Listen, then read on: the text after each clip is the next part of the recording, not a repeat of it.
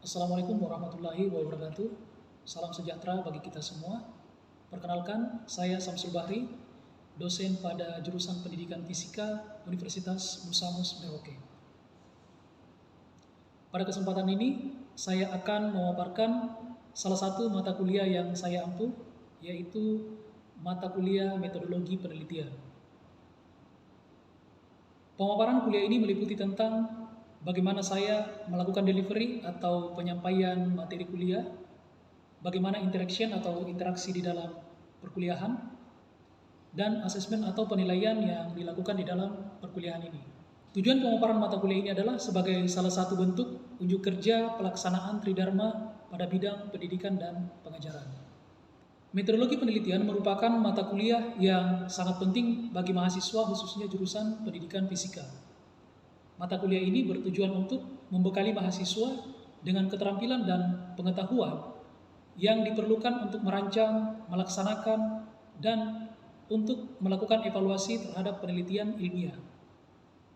Dalam proses pembelajarannya, mahasiswa akan mempelajari berbagai pendekatan, teknik, dan prosedur penelitian yang digunakan di dalam ilmu pengetahuan, khususnya dalam pendidikan fisika. Kemampuan yang diharapkan di dalam perkuliahan ini yaitu memberikan wawasan kepada mahasiswa tentang prosedur penelitian pendidikan fisika yang diharapkan mampu menyusun proposal penelitian pendidikan pada akhir kegiatan perkuliahan ini. Adapun tujuan dari perkuliahan ini dijabarkan dalam 4 capaian pembelajaran mata kuliah. Yang pertama yaitu mahasiswa dapat mendeskripsikan jenis-jenis metodologi penelitian secara logis dan sistematis. Yang kedua, mahasiswa mampu merancang penelitian ilmiah sesuai dengan kaidah, tata cara, dan etika ilmiah. Yang ketiga, mahasiswa mampu merancang instrumen penelitian yang berkualitas. Dan yang keempat adalah mahasiswa dapat menyusun proposal penelitian sesuai dengan kaidah dan penyusunan karya ilmiah. Perkuliahan ini dibagi ke dalam 16 pertemuan, di mana 14 pertemuan itu adalah tatap muka secara maya, dan 2 pertemuan akhir adalah untuk ujian tengah semester dan ujian akhir semester.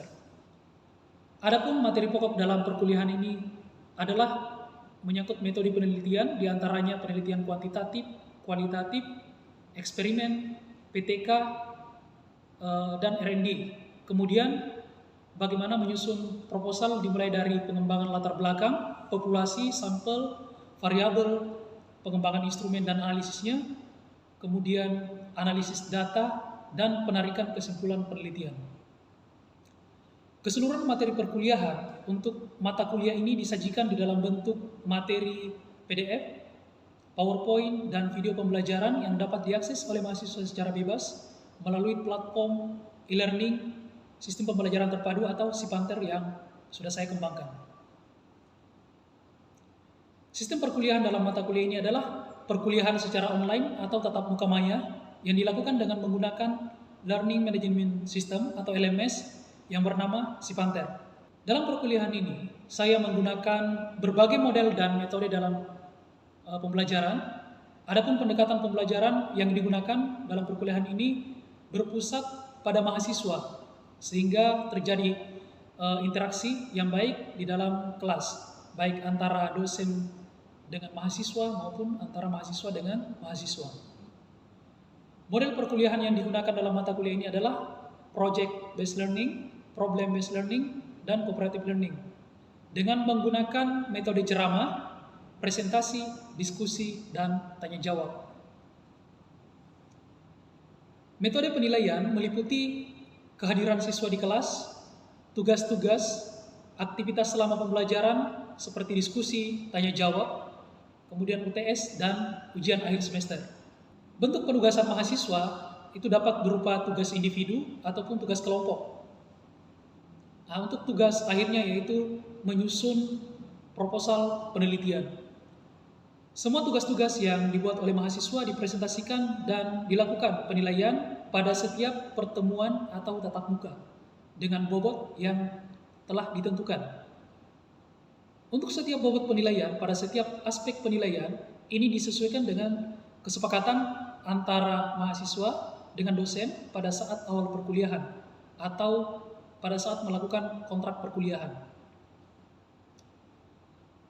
Jika pada masa penilaian telah berakhir, maka saya akan melakukan pengumuman nilai melalui e-learning saya atau melalui jurusan atau ditempel pada mading jurusan. Mahasiswa yang memiliki nilai rendah atau memiliki nilai yang kurang baik dapat melakukan perbaikan nilai sesuai dengan waktu yang telah ditentukan oleh jurusan ataupun universitas. Setelah nilai dianggap selesai atau masa perbaikan nilai selesai, maka nilai akan diinput ke dalam sistem akademik kampus yang disebut dengan SIMAKA. Demikianlah deskripsi mata kuliah ini tentang cara penyajian atau delivery, bentuk interaksi dan asesmen yang digunakan selama perkuliahan. Selanjutnya, saya akan menunjukkan LMS yang saya kembangkan, yang saya gunakan di dalam seluruh perkuliahan saya, baik yang digunakan secara tatap muka langsung maupun tatap muka maya, ataupun gabungan antara tatap muka langsung dan tatap muka maya atau blended learning. Baiklah, saya akan menjelaskan sedikit tentang SIPANTER ini yang digunakan sebagai sistem perkuliahan online. Pertama, masuk ke dalam kelas di fakultas ini.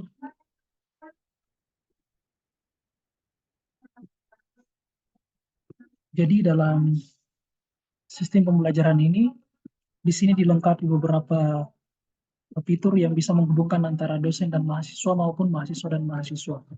Jadi di dalam sistem ini ada grup WhatsApp, ada kontrak kuliah, ada RPS, ini ada peta materi, ini adalah daftar hadir mahasiswa untuk setiap pertemuan, buku referensi yang digunakan di dalam perkuliahan ini. Di sini juga menggunakan referensi website, yaitu website pribadi saya, dosenmuda.com. Kemudian di sini ada panduan perkuliahan. Ini Glopanter itu isinya adalah istilah-istilah yang digunakan di dalam mata kuliah ini. Penjelasannya ada di dalam sini. Ada pretest. Untuk setiap pertemuan itu dilengkapi dengan materi seperti ini. Jadi yang pertama, kita langsung ke pertemuan kedua ya, karena ini pertemuan satu, seperti ini bentuknya. Ini langsung masuk ke pertemuan kedua, jadi ada masuk ke kelas Zoom. Ini Zoom-nya, jadi nanti kalau mahasiswa menekan seperti ini, mahasiswa langsung masuk ke dalam Zoom-nya. Kemudian ada materi ajar, materi perkuliahan yang berbentuk PDF, ada yang berbentuk PowerPoint, ada disediakan di website, kemudian ada YouTube. Ini adalah untuk video 1 pada pertemuan kedua, ini adalah video 2 untuk pertemuan ketiga. Begitu selanjutnya sampai ke bawah. Cukup untuk penjelasan sedikit tentang sistem perkuliahan ini dengan menggunakan platform SIPANTER. Terima kasih. Selanjutnya mari kita saksikan untuk pembelajaran dalam kelas ini secara virtual atau tatap maya. Terima kasih. Assalamualaikum warahmatullahi wabarakatuh. Selamat siang. Waalaikumsalam warahmatullahi wabarakatuh. Bagaimana kabarnya hari ini? Alhamdulillah baik, Pak. Alhamdulillah baik, Pak. Oke. Hari ini kita akan kuliah metodologi penelitian. Materi kita hari ini adalah tentang populasi dan sampel ya. Jadi tentang populasi dan sampel. Saya mau cek saja ya, kira-kira sudah paham belum dengan yang pelajaran sebelumnya. Oke, yang pertama ini, coba satu orang dulu sebutkan macam-macam desain eksperimen penelitian. Ada, Pak. Oke, silakan. Siapa? Rizky, silakan. Rizky. Jadi macam-macam desain eksperimen itu, Pak. Itu ada 4. Yang pertama itu pre-eksperimental. Kemudian yang kedua ada true eksperimental. Selanjutnya ada factorial eksperimental. Dan yang terakhir ada quasi eksperimental, Pak. Quasi eksperimental. Oke. Jadi perlu diingat bahwa ada 4 ya. Jadi untuk desain penelitian eksperimen itu ada 4, tadi sudah disebutkan. Yang paling banyak kita gunakan, jadi yang paling banyak digunakan di kampus itu saat ini misalnya pada penelitian-penelitian skripsi kakak-kakak kalian itu adalah desain penelitian kuasi dan true. Jadi kuasi eksperimen, kemudian ada true eksperimen. Selanjutnya kita masuk ke materi kita hari ini, yaitu materi tentang populasi dan sampel penelitian. Nah, untuk pretestnya tadi kan sudah dilakukan, nanti tinggal post test saja ya. Ini dilakukan pada bagian terakhir setelah kita mempelajari atau belajar dengan materi kuliah ini. Langsung saja ke materinya. Nah, di dalam perkuliahan ini ada beberapa materi pokok yang kita akan bahas. Yang pertama, di sini ada populasi, yaitu pengertian populasi, kemudian pengertian sampel, terus macam-macam teknik sampling, menentukan ukuran sampel, dan pengambilan anggota sampel. Yang pertama, pengertian populasi. Jadi populasi itu adalah wilayah generalisasi, objek atau subjek yang memiliki kualitas dan karakteristik tertentu yang ditetapkan peneliti untuk dipelajari, kemudian ditarik kesimpulan. Sebagai contoh, pada saat mungkin dosen-dosen kalian biasa melakukan penelitian ya di kelas kalian, jadi pada saat melakukan penelitian, itu kan tidak semuanya biasa digunakan sebagai objek penelitian. Biasanya kan dipisah, misalnya kelas A, saya hanya mengambil kelas A, tidak mengambil kelas B. Kenapa? Karena di dalam penelitian itu, kalau misalnya populasinya terlalu besar, maka kita perlu mengambil sampel, ya, mengambil sampel di sini. Jadi ada populasi, kemudian kita menarik sampel yang untuk diuji coba. Nah, untuk lebih jelasnya ini kita akan bahas pada pada materi berikutnya. Nah, sampel yang diambil tadi itu kemudian ditarik kesimpulan, kemudian dilakukan generalisasi terhadap populasi. Nah, di sini yang perlu diperhatikan adalah di dalam populasi itu bukan hanya orang, tetapi juga objek dan benda alam yang lain. Jadi populasi itu tidak hanya orang, jadi tidak hanya siswa, tidak hanya mahasiswa, tidak hanya guru, tidak hanya dosen, dan yang lain, dan orang-orang yang lain, tetapi semua benda-benda, maksudnya semua benda alam itu juga bisa menjadi objek dari sebuah penelitian. Kemudian perlu juga diketahui bahwa populasi itu kan bukan hanya sekedar jumlah yang ada pada subjek atau objek dipelajari, tetapi seluruh karakteristik atau sifat yang dimiliki oleh subjek atau objek itu. Jadi di dalam penelitian itu bukan hanya berapa jumlah mahasiswa yang diteliti, berapa jumlah siswa yang diteliti, tetapi juga karakteristiknya. Misalnya, bagaimana sih motivasi belajar siswa? Bagaimana sih misalnya motivasi prestasi belajar siswa di SMA 3 misalnya? Bagaimana sih misalnya kemampuan fisika siswa di SMA 2 misalnya? Ya, jadi itu adalah karakteristiknya. Berikutnya ini ada satu contoh penggunaan satu orang sebagai populasi. Nah, ini saya ambil contoh misalnya di sini dalam bidang kedokteran. Di dalam bidang kedokteran, itu darah seseorang itu dapat dijadikan sebagai populasi. Kenapa sebagai populasi? Karena pada saat kita misalnya mau memeriksa penyakit pasien, kan tidak mungkin kita menguras semua darahnya itu. Tidak mungkin kita ambil semua darahnya, habis itu diperiksa. Tidak. Jadi cukup satu tetes saja, satu tetes darah pasien misalnya, atau beberapa mili begitu yang diambil, kemudian diperiksa. Oh, pasien ini misalnya gula darahnya sekian, pasien ini penyakit malaria misalnya, dan seterusnya. Jadi hasil dari penelitian terhadap darah pasien ini kemudian digeneralisasi. Berikutnya kita masuk ke pengertian sampel. Jadi sampel itu bagian dari jumlah dan karakteristik yang dimiliki oleh populasi. Pertanyaannya, kenapa sih dalam melakukan penelitian itu harus pakai sampel? Tapi alasannya kenapa harus pakai sampel itu alasannya adalah karena populasi mungkin yang terlalu besar. Jadi kalau populasinya terlalu besar, ada banyak hal faktor yang berpengaruh di sana. Yang pertama, kalau populasinya besar misalnya, ya kita punya keterbatasan waktu untuk meneliti. Kemudian selain itu, keterbatasan tenaga. Selain itu, dalam penelitian yang terlalu besar populasinya, itu kan memerlukan dana juga yang lumayan besar.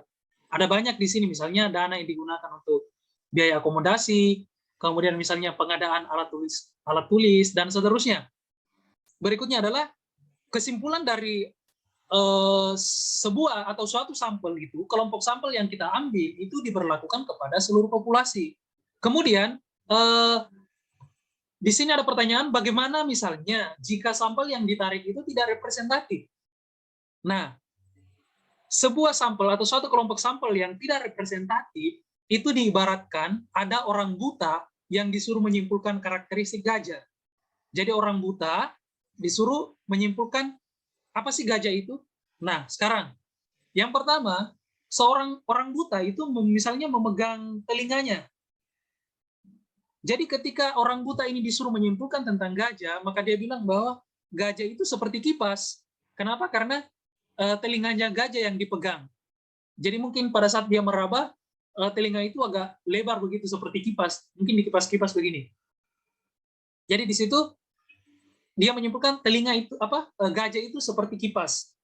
Kemudian orang buta kedua memegang badannya.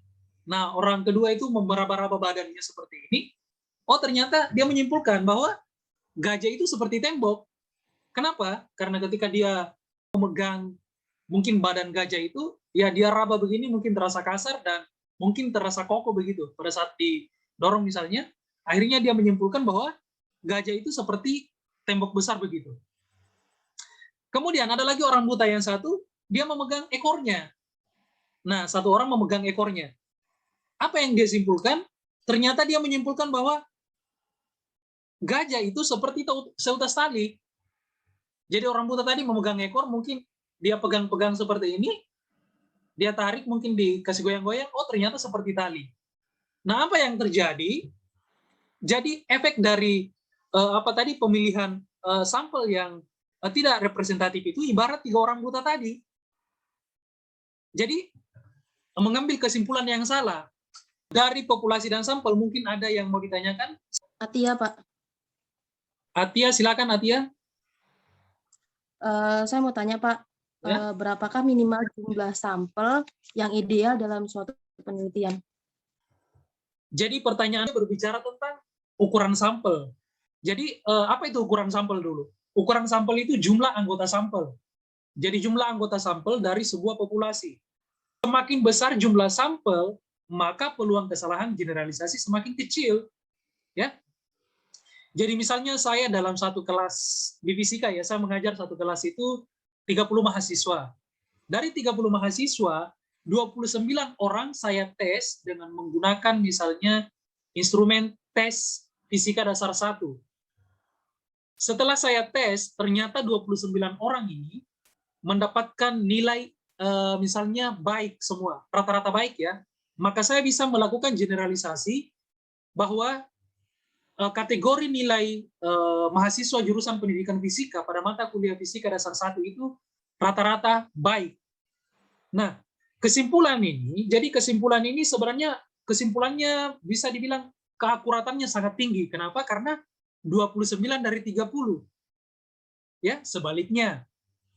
Kalau dari 30 orang saya hanya mengambil 2 orang, saya misalnya hanya tes si Rizky, saya hanya tes si Casey berdua ini, kemudian habis itu nilainya A semua, habis itu saya generalisasi. Ternyata semua mahasiswa pendidikan fisika itu pada mata kuliah fisika dasar 1 nilainya bagus. Nah, itu kan sangat lemah itu.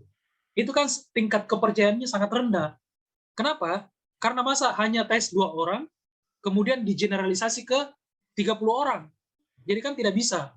Oleh karena itu kita harus tahu kira-kira kalau 30 orang, berapa sih idealnya yang harus ditarik sampelnya. Dan berikutnya, jumlah anggota sampel itu tergantung pada tingkat ketelitian atau kesalahan yang dikehendaki. Kalau kita mau tingkat ketelitiannya tinggi, ya sudah kasih banyak anggota sampelnya. Kalau misalnya kesalahannya mau dikasih rendah, ya perbanyak sampelnya, seperti itu. Ya. Jadi makin besar tingkat kesalahan, semakin besar jumlah sampel yang diperlukan. Ya. Baik, sampai di sini dulu ada yang mau ditanyakan sebelum saya lanjut cara pengambilan sampel? Mungkin ada yang mau bertanya, silakan. Baik, kalau tidak ada yang bertanya, kita lanjut bagaimana sih cara mengambil sampel? Jadi pengambilan sampel secara random atau acak. Jadi pengambilan sampel itu kan ada dua. Yang pertama sampel itu kan ada dua. Yang pertama tadi misalnya jenisnya ya, ada namanya probability sampling, kemudian ada non probability. Kalau probability sampling itu kan pengambilannya diacak.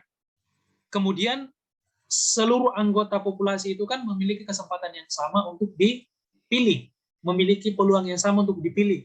Nah, kalau dia non probability sampling kan tinggal ditunjuk. Jadi ada dia kan ditunjuk dengan menggunakan teknik tertentu.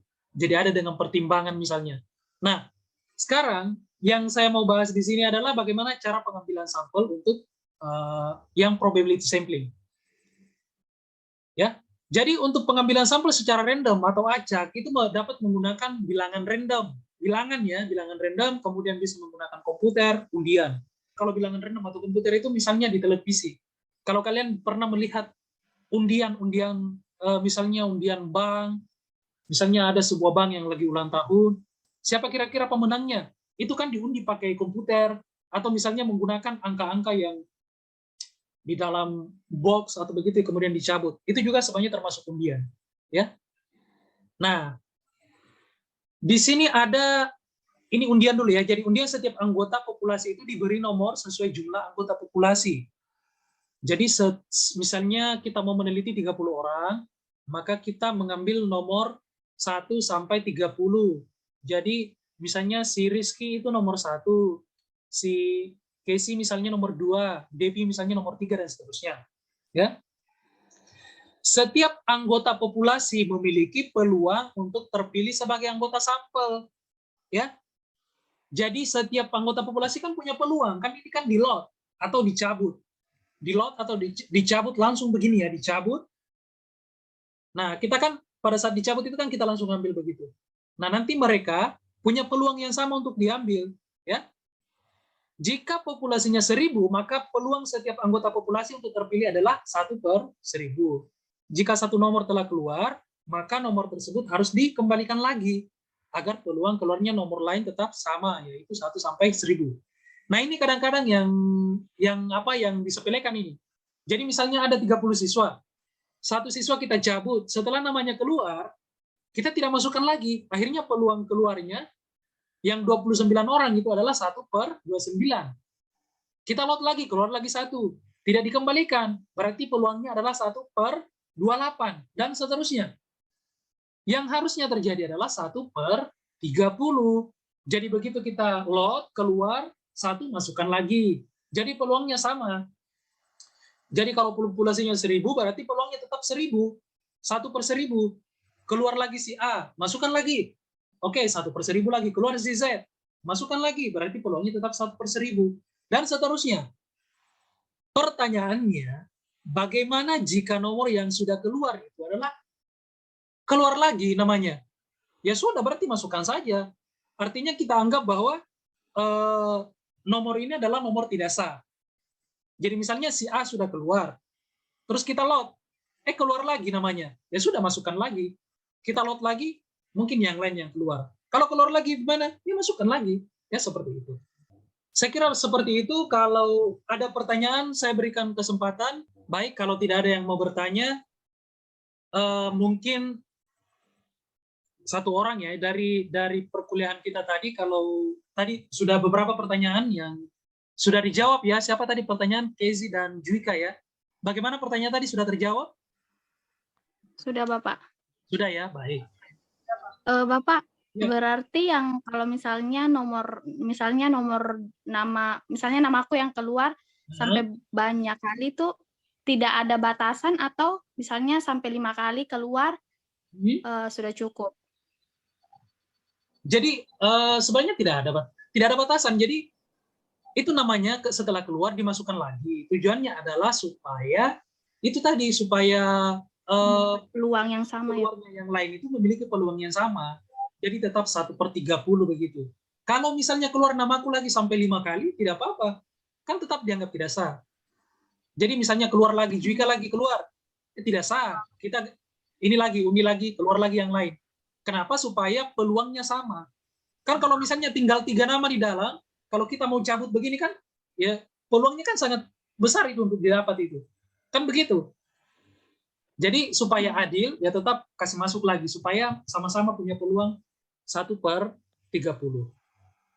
Ya. Baik, saya kira seperti itu.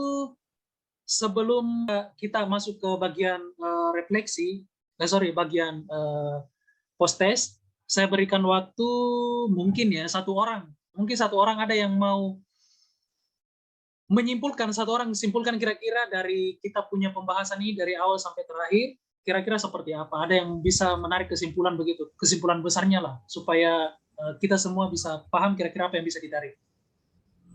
Kayaknya Ina suaranya sudah ini. Jadi izin Bapak, saya ingin memberikan kesimpulan untuk pembelajaran kita pada hari ini. Baik. Tentang populasi dan sampel. Dari hal-hal yang saya sudah catat, populasi itu sendiri merupakan suatu wilayah penelitian secara general atau umum, bisa berbentuk objek maupun subjek, di mana populasi ini sendiri memiliki karakteristik yang nantinya akan diteliti oleh kita sebagai peneliti, kemudian akan ditarik sebuah kesimpulan. Nah, kemudian kalau misalnya ketika sebuah penelitian itu populasinya terlalu besar, memakan banyak biaya, waktu, tenaga, maka kita boleh mengambil beberapa dari populasi itu atau yang kita sebut dengan sampel. Jadi sampel itu sendiri merupakan bagian dari populasi yang nantinya